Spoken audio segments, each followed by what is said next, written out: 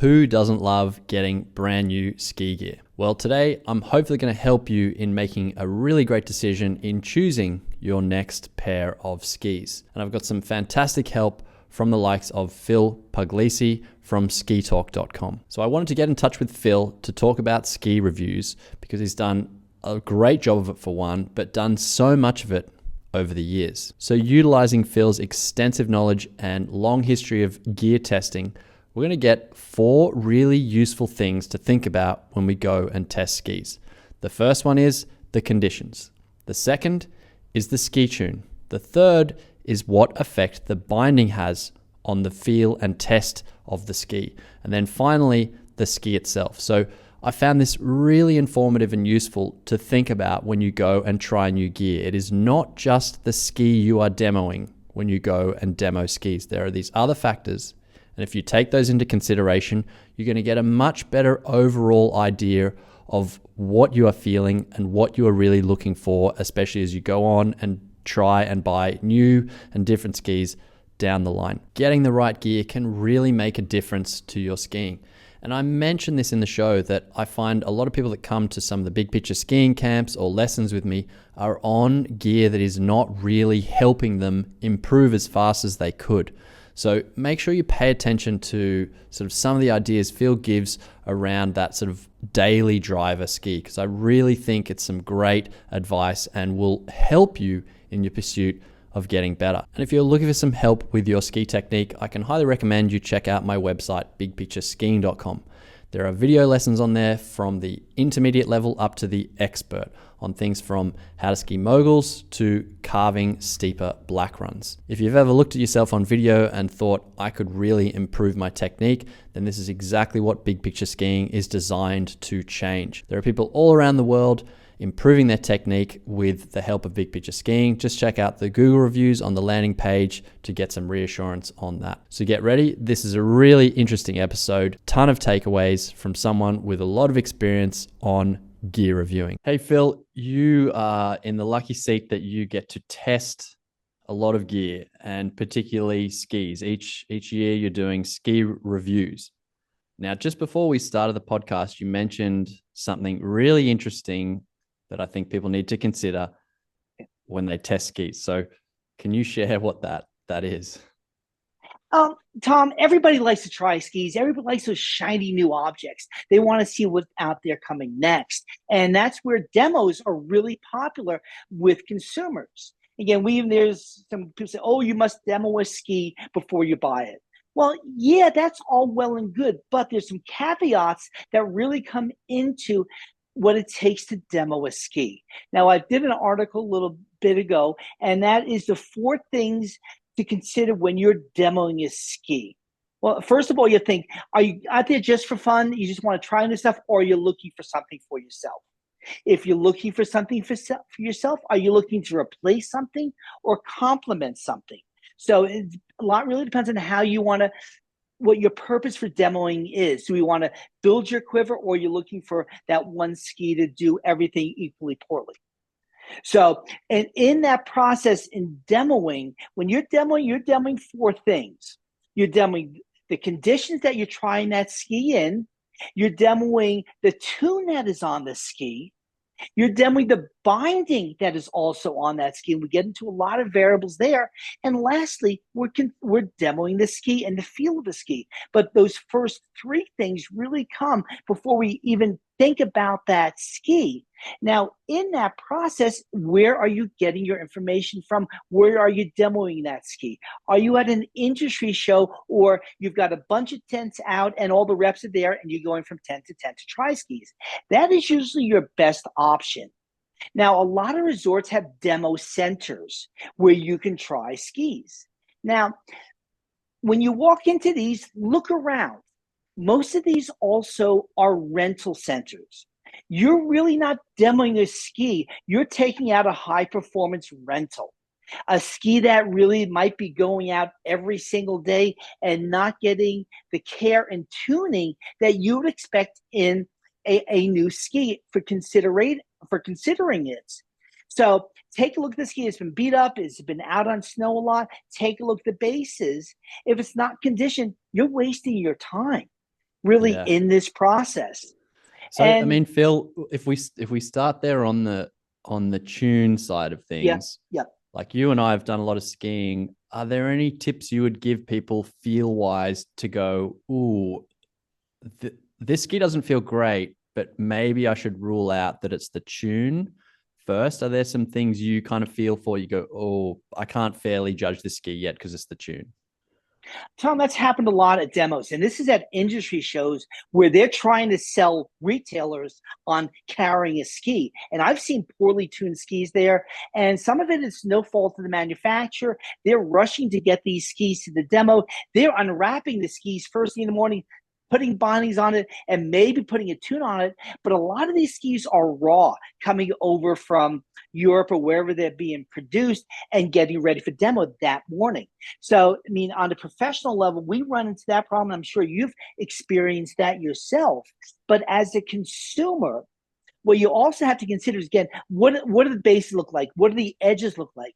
Most of the skis are going to have a basic, simple 1 degree base bevel and 2 degree side bevel, which is your average tune for the majority of the people. It's an acute angle which cuts into the snow, and you want that ski to react nicely. Now, if you run your fingers down the edges and you feel burrs on them, you know that ski hasn't been set up yet. So that's something to take into consideration. And that's usually the case from a demo center versus from an actual demo. Where the Got it. actual demos, they're really to help you purchase the ski. The rental center, quite frankly, is just a profit center for the resort. They don't care if you buy a ski or not. They're out there just to Yeah, get put your them on as 50 many bucks. feet as possible. Yeah. Exactly. Yeah. Exactly. Which is Would really you unfortunate. agree? So I was going to say, like Yeah. one thing I mean, I feel often the worst kind of tune is when, say, like the skis are a bit railed or really grabby. Like Yeah. if a ski is feeling that, like you don't often find, would you agree, a ski where the construction is giving you that feeling. If you feel a very grabby, hooky tail or tip, that is a sign that the tune is not probably really refined enough. And so you might want to not judge that ski as really hooky or whatever. It's the tune. Would you kind of? Very, very much so. Very much so. I mean, all the skis now, the performance window is much bigger than they ever were in years past. I mean, we used to have performance windows that were this big on a ski. Now you can be fore on a ski, you can be aft in a ski, and just relax in a ski. It's still going to perform really good. It's the same way an old Porsche didn't really come alive till 100 miles an hour. Where a new one is just as comfortable at 30 miles an hour as it is at 130 miles an hour. Same Good thing with analogy. skis Yeah. now. We've got a big performance window on these skis. If you feel that ski is really grippy and you can't work the ski and feather a little bit, chances are the ski is flat or it doesn't have a proper base bevel on it. Or the structure on the ski, and that's the finish on the ski, might be a little bit aggressive and grippy, not allowing that ski to be worked at all. So Yeah. that's where you have to almost take a look at that. And then the other area where this kind of delves into is the bindings and how does that binding react on that ski? Yeah, so And that's where, I'm gonna set you up on this one okay. because I think this is that's a really interesting. So I think, yeah, people are, if you're going out testing skis, Yep. I think you mentioned it quickly, but there's conditions. So Yep. first of all, that's, you're testing the condition, so the ski might not go well there. But the tune, really important. So Yep. if that's all right, then you're getting closer to testing the ski. But then, yeah, you mentioned the binding part, and I think this is probably is the most overlooked Yeah. aspect, right? So, say I went and tried those. I'll give this a vocal with a vocal kendo with a Mm-hmm. demo binding, and I love the ski. I was like, Yep. this is the best ski for these conditions. I'm going to go buy it. And then I bought it, Phil, and a slightly different binding was put on it. And I go out and I go, this ski feels not the same. Why is that happening? Couple things. One is the stack height of the binding, and that's the height of the binding. Because of that demo track adds a little bit because they need the adjustability on it fore and aft and up and down. But it's also a little bit higher, which changes how you tilt that ski onto the snow. That's part of it. And Marker, again, very progressive in their bindings and what they've done through different series. But I've got three different market demo bindings here that have different deltas and different heights on them. Some of the markers have a 11 millimeter stack height, both toe and the heel. Some of them, it's a 16 millimeter toe and heel. And some of it as actually 11 on the toe and 16 on the back, which changes that delta, which changes how you pressure the tip of that ski. Now, that is also much more prevalent with women and guys with smaller boots, because as we move this closer and further out, it changes that delta of the binding. So that's where some of that could have changed in that. Now, Markers in right now is evolving some of this to mirror the stack height of their demo binding with their retail binding, and the brands that work with Marker that are under that Marker umbrella, and that will be Vocal, K2, and Line, do prefer their skis to be demoed with their binding on it, which is understandable. They feel the ski was designed with their binding, therefore it should be skied with their binding. And just to take into consideration now, that new demo binding is closer to mirroring their retail counterpart. So your experience demoing that is going to be the same. Now, yes. The Delta, we talk about this a lot in Delta. We're seeing a lot of changes. We should probably explain that just for people, because I think, it's great. If you go onto SkiTalk.com, Phil has actually reviewed all the binding manufacturers.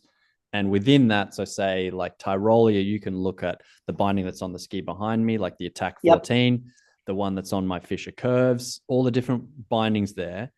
And Phil has got metrics on how high the toe piece is and how high the heel is. And that part is probably the most usable bit of information you're going to find there. So if you have a toe height of, say, 5 millimeters or we'll say 17, so you're 17 millimeters off from the ski, and then the heel height is 24 millimeters, then you've got this difference, and your heel is higher than your toe.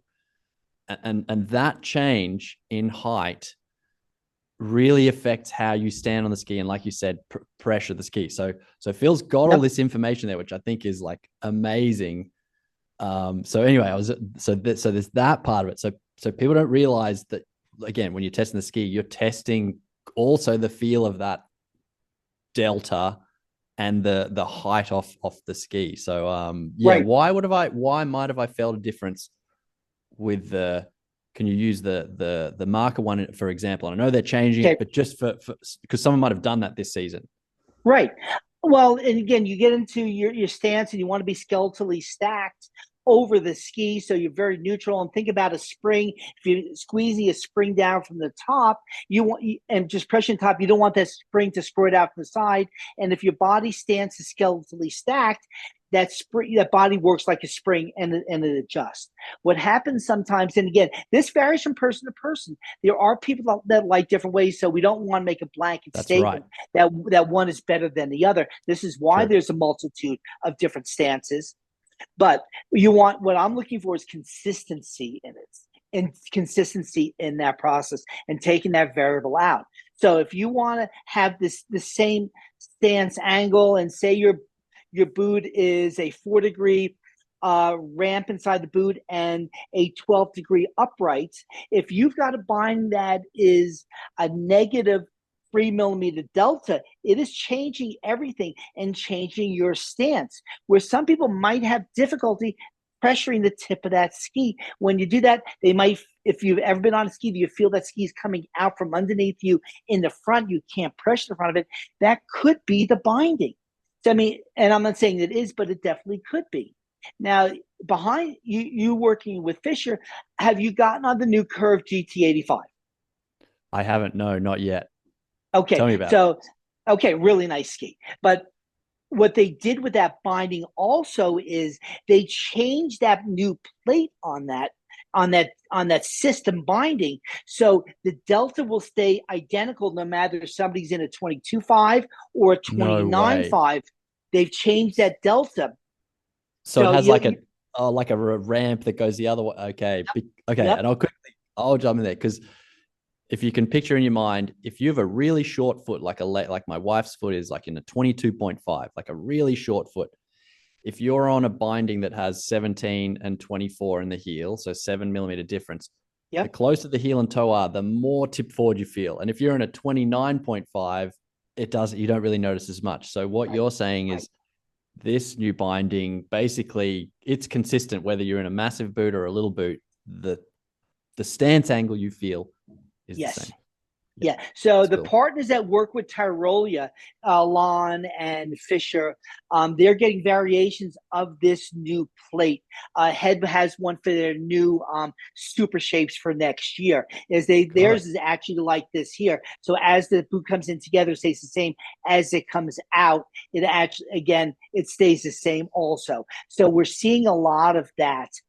Um, That's in a their pretty cool stancing. innovation because I It mean, is. yeah, like, you could test it and you're in a 26.5 and say, my friend tests it and he's at 28, and you're going to get a different, like, it's going to take away some variables, isn't it? Basically, it's just Does. Yeah. keeping, so then you go, well, actually, I prefer more delta, I prefer less. And so then people can get individual, but at least the consistency, as you mentioned, Yeah. becomes And the thing with those bindings, I mean, they're standard on those specific skis on the Curve GTs, on the regular Curve series from Fisher. The head all the super shapes have this system on it, so it's not a matter of somebody's going to buy that ski, then go out and put a different binding on it. That's what you're getting with that ski. Yes, So, it's more but those like flat, like the Ranger or a Kendo or the like a wider Solomon. skis, yeah, Yeah, yeah. exactly. So I guess I think it's really useful. You've done the research and the measurements. I'm just thinking like people should go, and whatever they're on, they should go check their binding, and then maybe even check it to like their piece ski or their other powder Yeah. ski, and have a look at SkiTalk. Where would they find that? How would be the easiest way to find the binding gear review bit? That's in our community section in the gear review section. It's a sticky at the top where we have all of the current year bindings from the four major manufacturers. A little bit about the bindings. We got the weights. We've got the toe height, the heel height, the pluses and the minuses of certain bindings. Things to consider in that purchase process. Yeah, So great. we've got that. And Yeah, I mean, while we're on the topic of bindings, we get we get the discussion a lot of why should I spend $400 on a binding, or because I don't ski a binding above a 7 or an 8. Why do I need a binding that goes to 15 or 20 or whatever the case may be? Bindings are about two things: performance and safety. Every binding, if we put it on a machine and test the calibration, it's going to, and with certain numbers, it's going to come in with range of the same Newton meters as it should, what it takes to release that binding. But we also have to remember binding is a coupling to the ski and it's holding your boot to the ski. So we want as snug and solid of an interface as possible. When you're buying a better binding, you're not buying just a bigger spring. In most cases, you're buying a better housing. So the binding is built better. So you're going to get a more solid interface. So when you've got that ski up on edge and you've got the boot pressuring down the hard snow, that ski isn't moving underneath it as you're pressuring it. So it's going to stay constant through. And it's be less chance of pre-release, even running it at your ideal settings. got it. So because you're going to get, a better coupling and then let Less that binding play. perform. Yeah. Yeah. Yeah. Okay. Yeah. Interesting. Yeah. And you know what? I'm just thinking, because of the kind of skis I get, I guess I am in that range of bindings that tend to snug up to my foot. And then when I'm Mm-hmm. teaching people on like bindings that aren't like that, there are certain things they're going to be feeling that I'm just taking for granted, just because my binding, the way it is, holds me to my ski Yeah. more securely. Yeah. Do you want to mention to then, like, if then people are going, right, okay, well, I need to upgrade it. Are there some things people want to consider? Like, because you mentioned the number range, like, Mm-hmm. 8 to 20 or something, and then or 3 to 11. Yeah. People should be. It's still recommended. You want to be ideally in the middle of that number somewhere in there? Is that still the There recommendation? was a time that was the case. Now, Uh-huh. any of these bindings, that if it's a 6 to 15 or whatever that range is, you could put that binding at 6 and run it all day long and not have a problem. When we put it on a machine to torque it and to make sure it's functioning with the range, it's going to be fine. If it says 6 in a window, it's going to work fine. So Great. there was a time when bindings weren't, quite frankly, as refined as they were. The machining wasn't quite as good as they are now. Right now, these are pretty foolproof in the design and the way that they function. Now, with that said, I would be hesitant running it at the top end for the simple reason we want that spring to have some elasticity. If we got it at that very top end, that spring is compressed. So we're losing some of that elasticity and that function in real world application. We put it on a machine, it's going to function properly, but in real world, we might lose some of that elasticity in that design. Okay, perfect. Hey Phil, what have you found works really well for your body shape, your skiing style in a binding? Like, have you got a preference? You're like, oh, if I'm going to put a binding on a ski, I get this and I like about this much toe and heel. Like, are there things that you prefer? There is. With We're going to get to some brands here. There's no way around that. I like a longitude. There's two types of toe designs: a lateral spring and a longitudinal spring. And we're familiar with the bindings that have lateral springs. That's going to be the Marco Royal bindings. That's going to be the Tyrolia Attacks. And what that does, that creates a very fast return to center. So it keeps you over the center of the ski. So there's not as much elasticity, but it's very responsive over the center of the ski. And there is a school of thought behind that. You should be over the center of the ski, or if you're not on the center of the ski, you should be off the ski. Okay, and that's like with marker race bindings. I mean, the comp bindings, it's been emulated by the AMA group with their bindings, that it's one of the best functioning race bindings, that you're just over the center of that ski. Great, that works that application. I personally like a longitudinal spring, that spring that runs north and south on the binding. And what that does, that for me gives a little more elasticity in the binding before it releases. And what I personally like about that is it allows me to run the binding at a medium to even lower setting without worrying of pre-releasing, because I've got a lot of room in that binding before it does release. Got it. And that's the confidence level. And again, bindings are about confidence for people. We know we want to hold this in. We know we want to release it. And where's that balance of confidence for you? Anything above a 12 or a 13 is a quality binding. There's no ifs about it. And we can talk to nuances and personal preferences all day long, and we're never going to get anywhere, but they're all good. But as you get a little bit better, is we get into a little bit better build of a binding. Okay. And again, that helps increase that confidence without the cost of safety. Got it. Because that the better binding is not going to function any different than a lesser one. What about, have you found you like a preference, like say you get on a binding and you can straight away go, oh, this is changing the feel of the ski because of the ramp, the delta? Do you want to speak? And again, personally, I'm just interested, like, what have you found works for you? I like a positive delta, which means the heel is higher than the toe, of about anywhere from 3 to 6 millimeters positive delta. I ski in a smaller boot. I ski in a 25.5. So that I'm a little more sensitive to binding delta than a lot of guys, because I am in that small boot. I know some guys who run 24.5s. They're extremely sensitive. I bet. But because again, the leg lever again tends to be a little bit longer for guys, especially even if they're in that smaller boot. So they do feel that. But yeah, I like that. And I also like a shorter mount distance, and that's where the look pivot comes in. It's got that very short mount distance, allows that ski to flex very naturally underneath the boot. It also creates a very low rotation weight on it because of all of the mass has been brought in Yeah. very close to the boot. So even though it might be a little bit heavier if we put it on a scale than some other bindings, but the rotational weight and the feel on snow can be a little bit lighter of a feel. One of the reasons very popular with freestylers that are doing a lot of spins and rotation, it helps keep that mass towards the center of the ski, where it's less sprung weight, kind of So like a wheel on a bike. yeah, it makes sense. So then if you, to help people maybe get more in tune, because I was talking to you, I was saying you must have, like, you've tuned your sensitivity to gear to such a high level because you're responsible for imparting this kind of knowledge across a broad range. Whereas, me, I just have to care about me. So like a lot of people I don't think are sensitive to these things, but taking a leaf out of your book, if they are being more sensitive, like what do you feel if you get on a binding that doesn't say it's flatter in the delta? Mm-hmm. Do you notice, are you like on the tails more? What do you notice?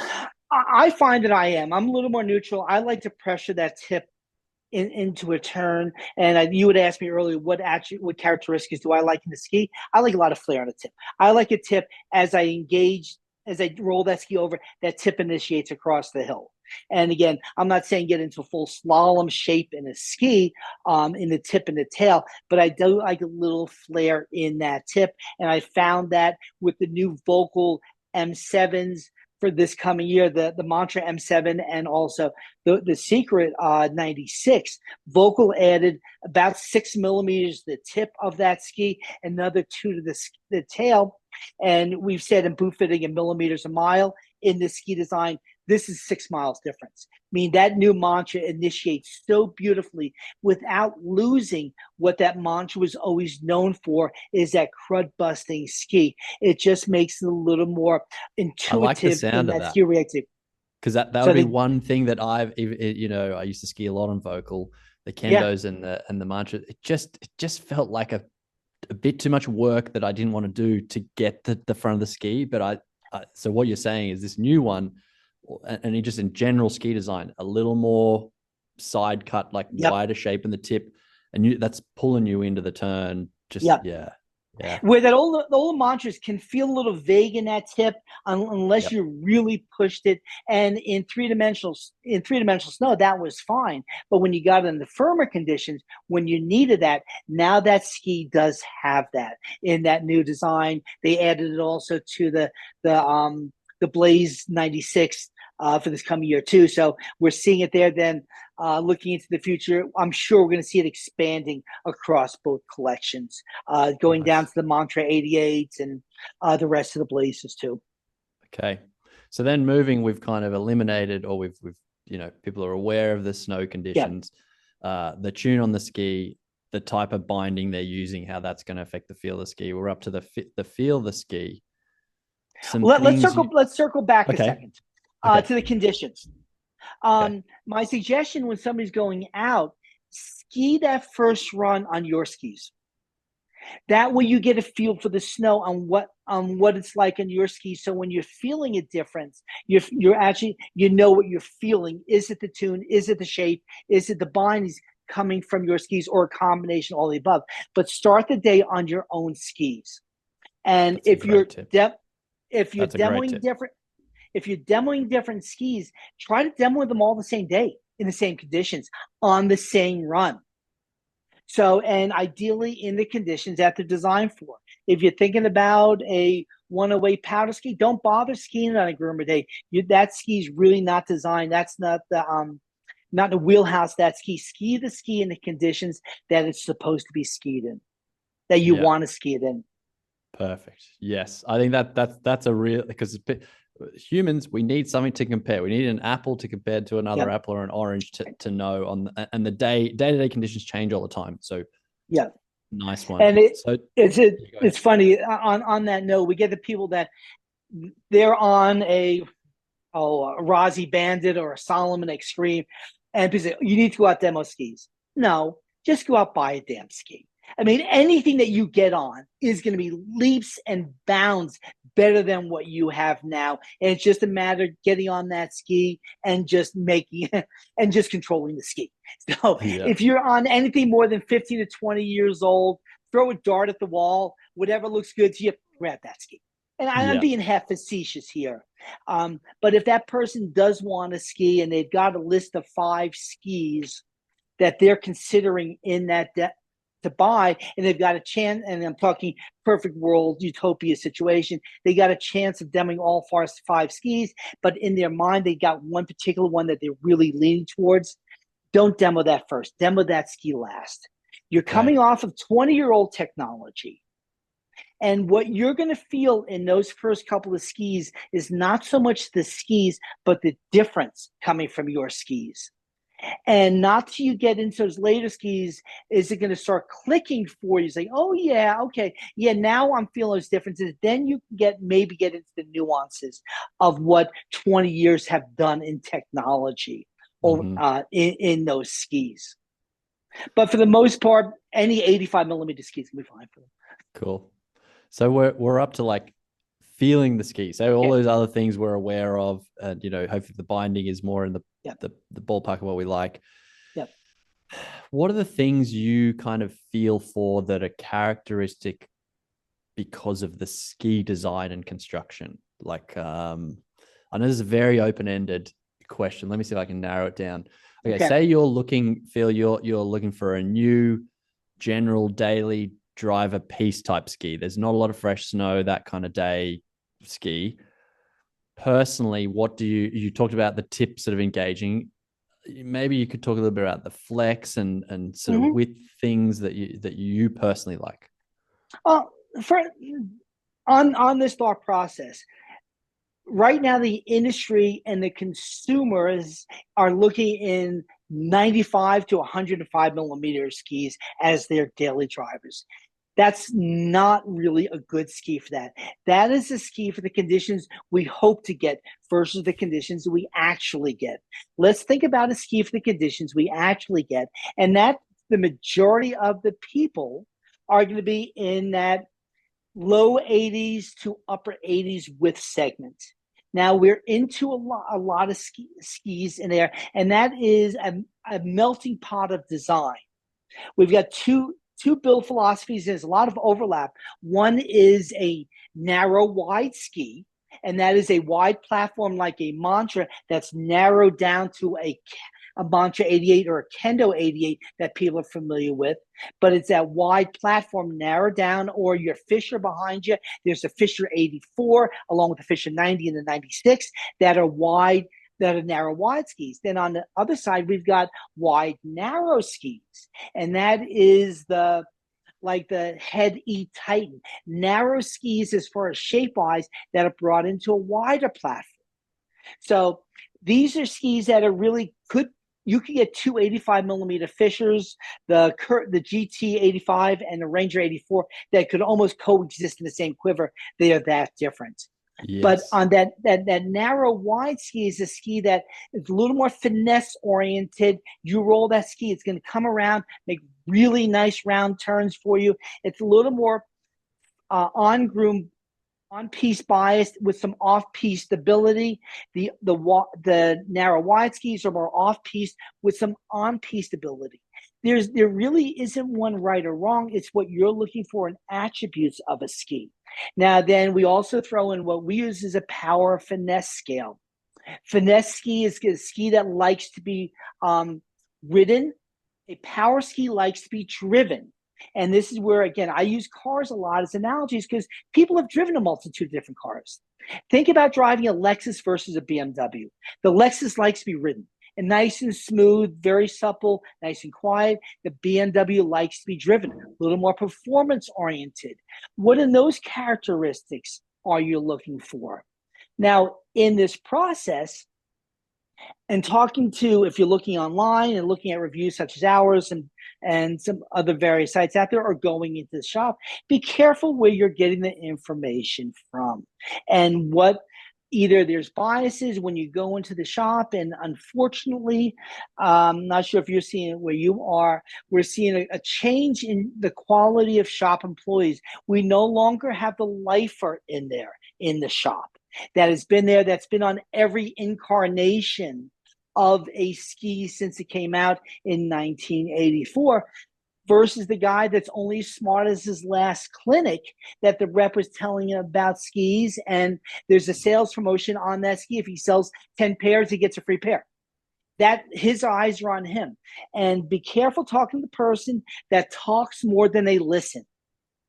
You need a salespeople that have two ears and one mouth. Somebody that's going to ask questions and listen to your answers and not gravitate towards a ski, or first grab a ski off of the wall and say, dude, this is what Hoji skis.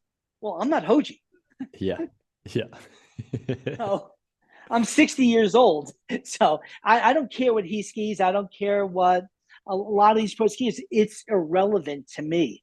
What's going to be best for me? Where do you ski? The conditions ski. Are you happy with where you are ability wise? Are you looking to improve? Again, are you looking to add something? Are you looking to just to complement, or are you looking to replace? What are you looking for your ski that your current one is not doing? That type of thing.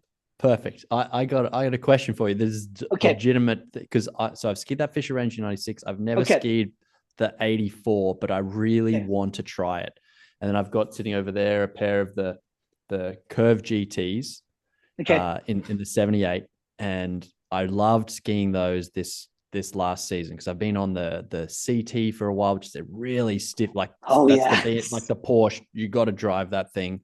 Yeah. And the GT was such a nice, I felt like I could ride it more, and I could really feel the bend in a turn of that ski. Like I could feel it flex without as much effort. And I felt more confident, sort of more comfortable, less exhausted. And on the other end, I took it to a really steep, groomed black run one day, and I could feel where its limit wasn't as high as the CT. So I like that. I like that Curve GT, which is sort of sitting in that range of what you're saying is the wider, narrower sort of ski. Like it's getting closer to that spectrum. The Ranger 84 is come from the other end. It's the wider ski made narrow. What would I feel like? What are some things you'd say? Oh, I'm going to expect you'll come back and say this, Tom, and this. If I say we even use like the new Curve 85 versus the Ranger. What are some feelings you would expect people to come back with? Great question. And that Ranger 84, and I've got three sizes of it here in our demo fleet. I've got the 167 that Trisha's been skiing, and I've got the 176 and the 184. And so I've got all three sizes on it. I'm kind of personally in between this 176 and the 181, 184 in that ski. I like this ski in about a 178 to 180, but I'm kind of splitting hairs on that. And people fall in between sizes on certain skis. I just happen to hear. And I'll just say with that caveat, what I like about the Ranger 84, that is that ski, and this gets into a question that we're going to circle back on later, is what is a good ski that's good? What's a ski that's good in the bumps? And people say, I want a ski that's going to help me get better in bumps. And that that Ranger 84 is one of those skis. And if you don't mind, I'm just going to turn this around here so I can just talk about this ski a little more. We've got some of our test skis here behind us, a full array of skis from a lot of different manufacturers. So, and I've got the Ranger 84 right here. And what I like about this ski is a couple of things. And I got this pretty accessible, and that is the. There we go. There's the.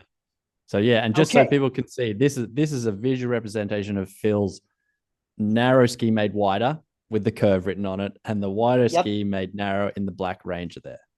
Exactly. And you can see the difference in the tip shape of these two skis. Much more flare here, straighter through here. Same thing in the tail. We've got more taper. Yeah, you can see that. And more flare with the curve. Okay, so let's think about what that's going to do in the turn. This is going to be a little more gradual into the turn. This one's going to be a little bit quicker into the turn. And that tail, because the flare is going to come out around a little bit stronger. Now, going to to your question on the Ranger 84, we also have some rise here in the tip. Nice gradual rise here in the tip, and also some rise in the tail, if you can see that. Yep, we can. And this is a ski that is really going to help and hold somebody's hand as they want to get better in moguls. And I'm not talking about World Cup zipper line moguls. I mean, that's a completely different sport. I'm talking about you end up at the top of a bump trail and you need to work your way down, and you want to with some confidence, and you want to make the bottom without looking like an idiot. And that's where a ski like this is going to be really good, because we've got some nice gradual rise here that's going to come up on that mogul nice and easy. It's got some flare in, not much flare in the tail and some rise in the tail, which allows that ski to be worked a little bit. So if you're skiing on top of the bumps and pivoting around, coming down the other side, this ski is going to work nicely. A little more surfier, kind of slightly looser. Yeah, that curve's going to require more finesse in your edging, kind of release ability. Like it's going to catch more times if you'd feel less worried about the catching on the Ranger.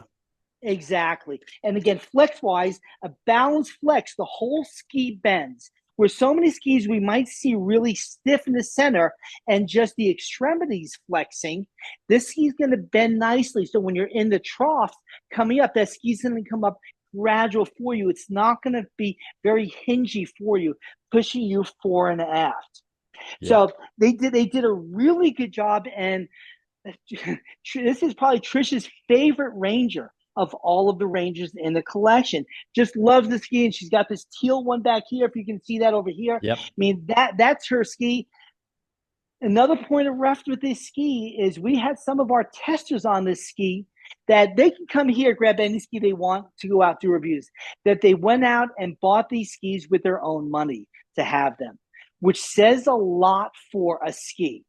Yep. When somebody who can ski one of these skis for free will go out and buy a pair for themselves. Yep. So Phil, I'm going to now say, so okay, if I'm putting myself, like I'm in the shop, Phil's shop, and I'm like, do I get the curve? Do I get the GT85, the Curve 85, or do I get the Ranger 84? I'm thinking, okay, well, actually this season, I do want to spend a bit more time working in the off-piste and some moguls, and then it's not meant to be too much snow. So I think I'm going to go the Ranger 84 because of that reason. And then if my, friend Tom 2 is like, you know what, I'm working on my carving more this season, he might buy the 85, the Curve with more flair. And so there's a good, probably, like you said, it's kind of the moguls off-piste element that steers you towards that narrow, wide ski, as you call it. Yeah. And this is, I think, for the East Coast in the U.S., where it tends to be much, we don't get a lot of snow, but we do get the occasional snow. We get the late day snow that's all piled up around. That's where a ski like this is really good. Still carves well and holds well on firmer conditions. Yet if you get in some mixed conditions, the power's there for it too. That's where something like this is really, really nice. And unfortunately, sorry, I'm really curious about the peak skis. You got the? Can you tell me, like, then I'm like, right, okay, I really like the sound of the Ranger 84. Is there a peak in that kind of narrow, wide, and what would it feel different? Because the way it sounds like when I've looked up some videos with Bodie and heard him talk about it, sounds like it should feel completely different. But I'm kind of like, how could it be that different? So can you help me out with that one? Sure. And the peak in that range is going to, there's two now. There's the Peak 88, which has been in the line since they started. This is the second year for it. I don't happen to have one here. That it's a really bright blue. I mean, the colors they did this year compared to the first year are very good. Actually, there's going to be a lot of similarities to the Fishers and the Peaks, the way the shape of the ski is. They both have some nice gradual early rise. They don't have a lot of flare at the extremities. So there is some similarities there. One of the things that Bodie and Peak are hanging their hat on is their keyhole technology, which when Bodie raced back with Rossignol years ago, the 4S, 7S and such had the Voss plate on it, which was a vibration absorption system on the top of that binding. If you want, I can grab one to show you here. But what he did is he peeled that plate off, and on the top sheet of the metal, actually that was cut out to accommodate the vibration absorption system. And he felt that the ski had a little bit of torsional flex there that allowed that ski to initiate smoothly for him. He brought that over to their Peak collection, and whether it be the 88, 98, 104s, and 110s, they all have that. A couple different constructions in there also with the DAV constructions, which are a little bit lighter, and also, which I think is buried here, is the, oh, no, it's right here, is the new for next year. This is the Peak 78. Oh, So this is a new ski for them. And this is another one of those skis that's a narrow, wide ski, and another one of those skis that is going to be good in the bumps. For somebody who wants something even a little bit quicker, edge to edge in the bumps is 78 underfoot. With Peak looking to get into Europe and to make the skis a little more wear there, we know Europe likes a little bit narrower of a ski, and that's where the 78 is going to work well for them as far as this design on this. It's a little bit longer of a turn radius, where a lot of the skis like your curves are going to be around a 14 to 15 meter radius, even up into that 178. This one feels closer to 16 to 17 meter radius. So it's a little more gradual in that ski. Again, another all mountain ski that's going to be a really good mogul ski too, for somebody looking to get into some bumps. Can I ask then, what's been your favorite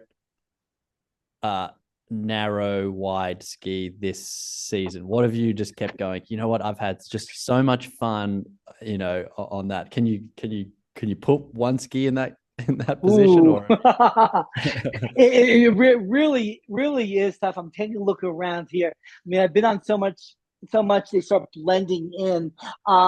Looking towards next season in that range, I think this Fisher Ranger 84 is really good in that range.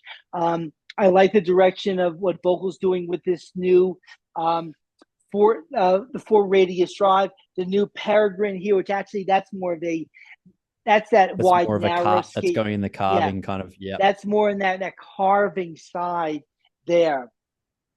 So, but yeah, I would have to say Fisher, even this GT85 from Fisher, even though it's got some flair in it, it can be worked in a lot of conditions. They did a really good job at that, which goes up really, and I've got a cage match coming up against the Atomic, the Q80, the Q9.8 there, the Redster, which is again in that same category, in that mid 80 millimeter range of a ski. I think the Stokely Laser AX at 85 is a really nice ski in that range.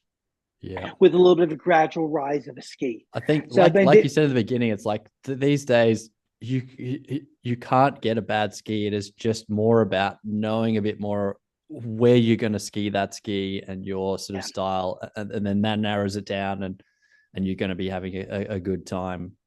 Yeah. And I mean, any of these skis do 9 out of 10 things really well. What are you looking for? What are you willing to give up?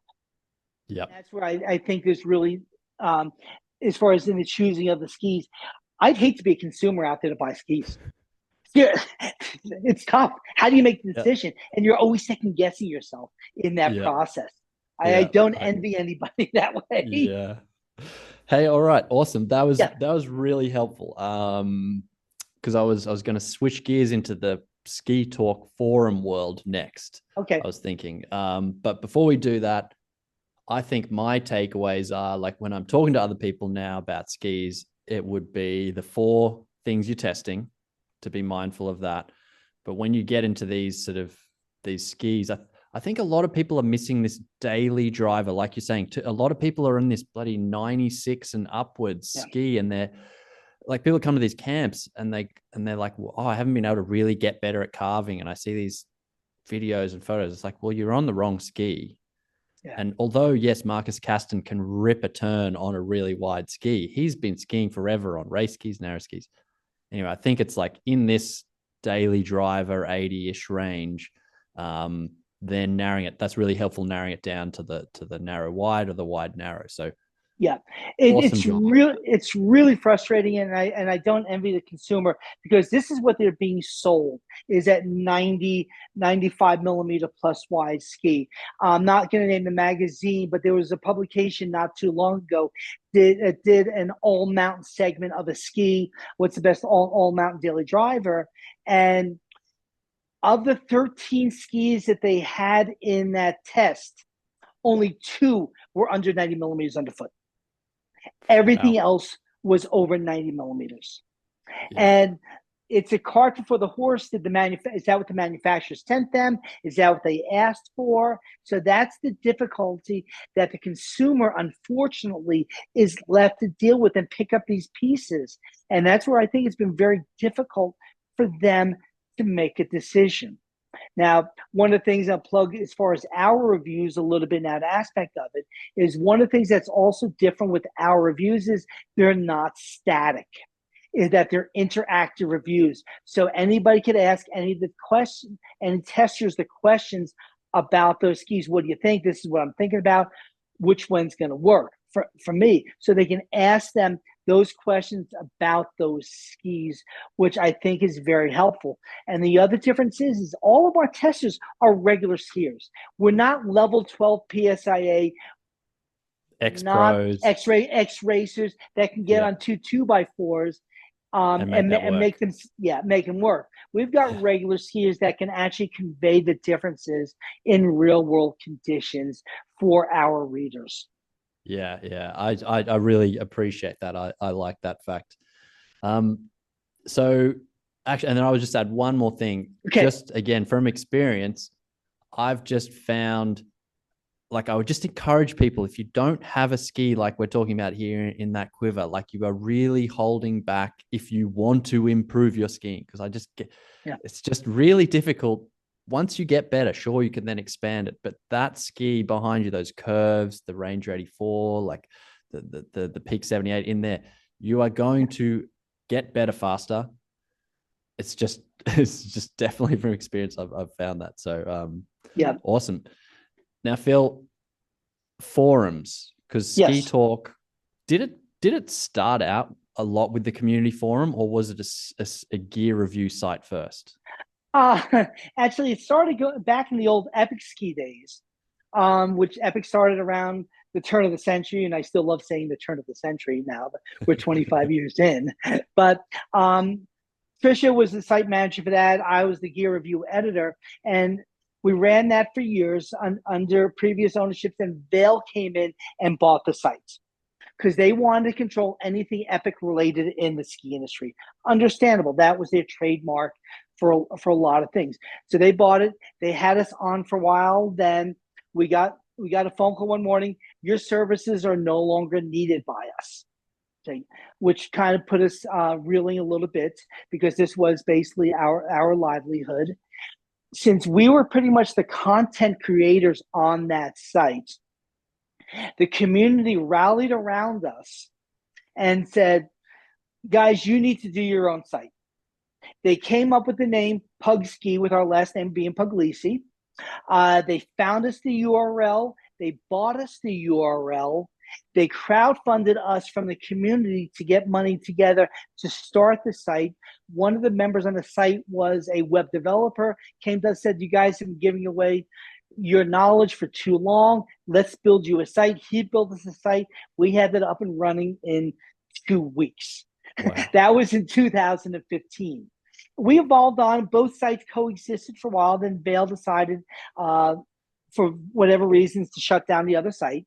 And then our site did grow a little bit from there. In 2020, through the years, we always had SkiTalk at a higher level as our tagline. We did some shows as SkiTalk, and we came to a realization: why aren't we SkiTalk?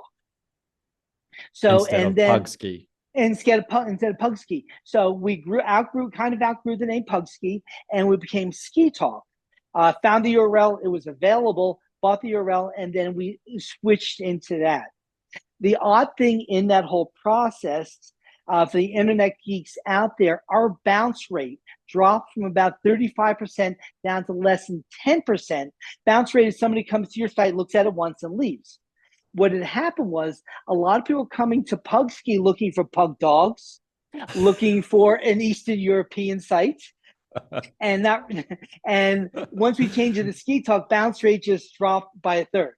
So, but yeah, That's then we funny. evolved over to SkiTalk. But yeah, we're going on 9 years, almost 10 years now, running the site.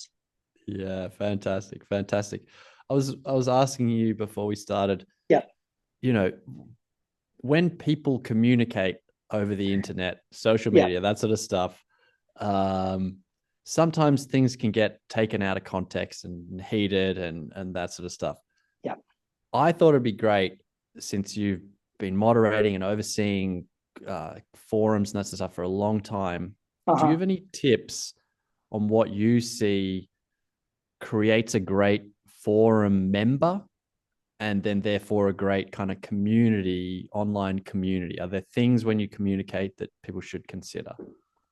It's tough. I mean, everybody likes to get their opinion out, and some people are a little more adamant with it than others. They feel a little bit stronger that, and they're unwilling to listen.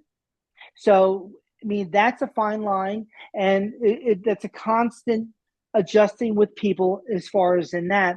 And you do get the pot stirrers, and it's something that we don't have time for it. And if we have people that are there just to try to create angst, you're done. You're gone. It's our site. We get to decide who gets to participate.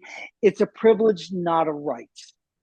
So we do that, and the community also is very protective of it. Also, the longstanding members, the ones that are extremely active since day one, they've taken ownership of it. And one of the things that we really try to live by, and I try to explain to people over, is we get a lot of questions asked on the site. And try to explain to people, when you're answering that question, you're not just answering that person asking a question, you're answering the other thousands of eyes of the people that either A, might have the same question and they're afraid to ask it, or don't know how to ask it, or they might just have that one question. So we try to be conscious of that with the people too. And Yes. treat people the way that you want to be treated. I say say to them online as you would to their face, and don't hide behind just a screen name, and just try to be a little more forthright in the way that you treat people. And I think we've done a pretty good job with that. Yeah, nice, nice. Yeah, because I think that it should almost be something that's taught in schools now. The more we're going to be online, Yeah. I think it's a shame that some people do hide behind a different name, a sort of an avatar, and don't treat people with the same respect as you would in Yeah. person. So yeah. Yeah. Do you have a favorite channel, or what were you going to say something there? The one thing that I think is one of the biggest compliments both Trish and I have got is when somebody meets us in person, they say you're exactly like you are online. And to me, Nice. that's a big compliment, whether Yes. that's good or bad. So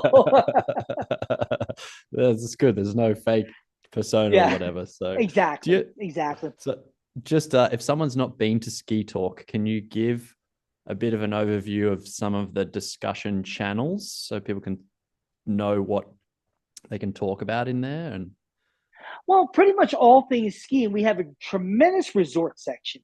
So it's really good if you want to go to, say, a Jackson Hole, an Alta, Squaw Valley, wherever, and you put it out there, I'm going these states, chances are you're going to have somebody to ski with and somebody to show you around the mountain, which is really cool to be able to have access to that local knowledge.